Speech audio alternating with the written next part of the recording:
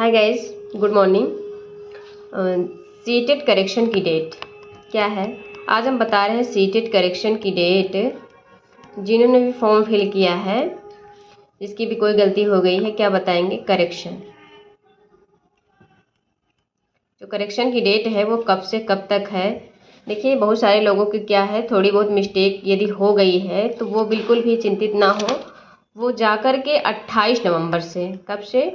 28 नवंबर से और 3 दिसंबर के बीच, 3 दिसंबर के बीच अपने फॉर्म में जो भी मिस्टेक हुई है, चाहे नाम में हो, लैंग्वेज में हो या फिर सब्जेक्ट में हो, तो आप क्या कर सकते हैं, आप एक बार अपने फॉर्म को अच्छे से पढ़ लीजिए और देख लीजिए कि कहाँ पर क्या मिस्टेक हुई है।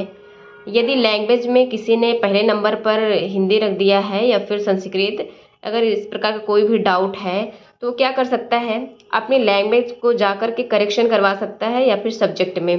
तो देखिए, यहाँ पर आप करेक्शन कब से कब तक करवा सकते हैं? आप 28 नवंबर से 3 दिसंबर के बीच जाकर के करेक्शन करवा सकते हैं, जो भी 2-3 दिन का टाइम मिला है। देखिए, करेक्शन की डेट आती है इसीलिए आती है कि आप यदि कोई मिस्टेक हो गई हो तो आप एक बार पढ़ करके जाकर पुनः से अपने फॉर्म को करेक्ट करवा सकते हैं, सही करवा सकते हैं।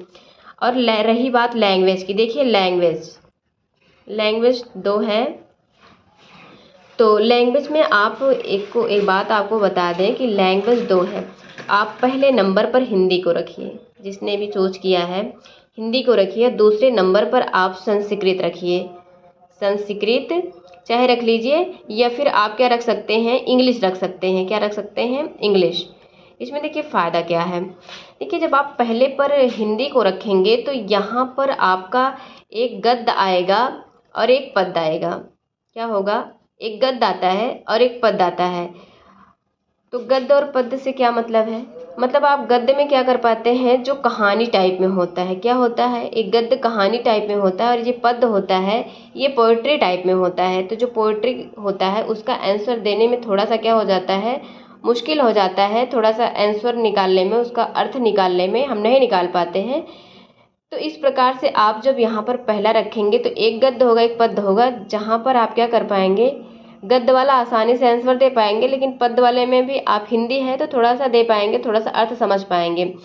और यदि सेकंड पर रखेंगे संस्कृत को, यहाँ पर जो भी लैंग्वेज आप रखेंगे सेकंड पर, वहाँ दोनों पर क्या आएगा, वहाँ पर दोनों गद्य आएगा, दोनों गद्य आएगा।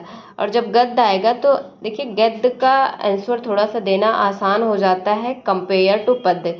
पद्य में क्या होता है कि हमें वहाँ पहले, सबसे पहले उसका मीन्स निकालना होता है, उसके बाद ही उसके बाद ही हम उसका आंसर दे पाते हैं। पहले अर्थ निकालते हैं फिर उसका आंसर दे पाते हैं। किंतु जो गद्य होता है वहाँ पर आप क्या कर सकते हैं, यदि आपको थोड़ा सा मीन्स नहीं भी पता है तो आप उस स्टोरी से पढ़कर आप उस गद्य को पढ़ के उसमें के आंसर निकाल पाते हैं।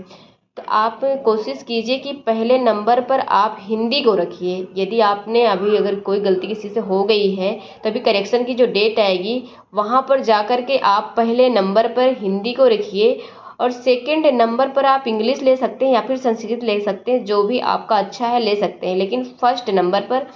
और दोनों आप ऐसा नहीं कर सकते हैं कि दोनों में आप हिंदी ही ले लें, दोनों में संस्कृत ले लें, नहीं, आपको इन्हीं 3 सब लैंग्वेज में से, या फिर आप जो भी 22 लैंग्वेज हैं आप वहाँ पर पहले एक हिंदी और दूसरे आप अपने कोई भी रख सकते हैं। तो इस प्रकार से आप जाकर करेक्शन करवा सकते हैं।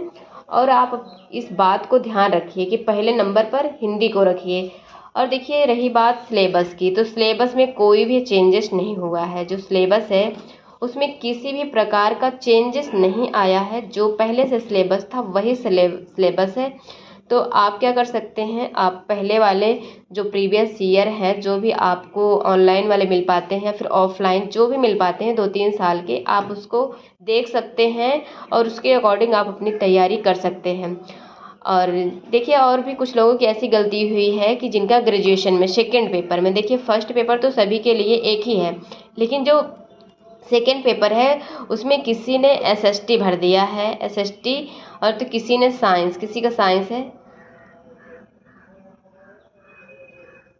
किसी ने साइंस भर दिया है तो किसी ने एसएसटी भर दिया है। दिक्कत किस बात की हुई है कि जिसका ग्रेजुएशन में एसएसटी था, जिसका भी ग्रेजुएशन में एसएसटी था, उन्होंने गलती से अपना साइंस भर दिया है और जिसका साइंस था उन्होंने एसएसटी भर दिया है। ज़्यादातर गलती यह हुई है कि जिनका साइंस था उन्होंने भी एसएसटी भर दिया है।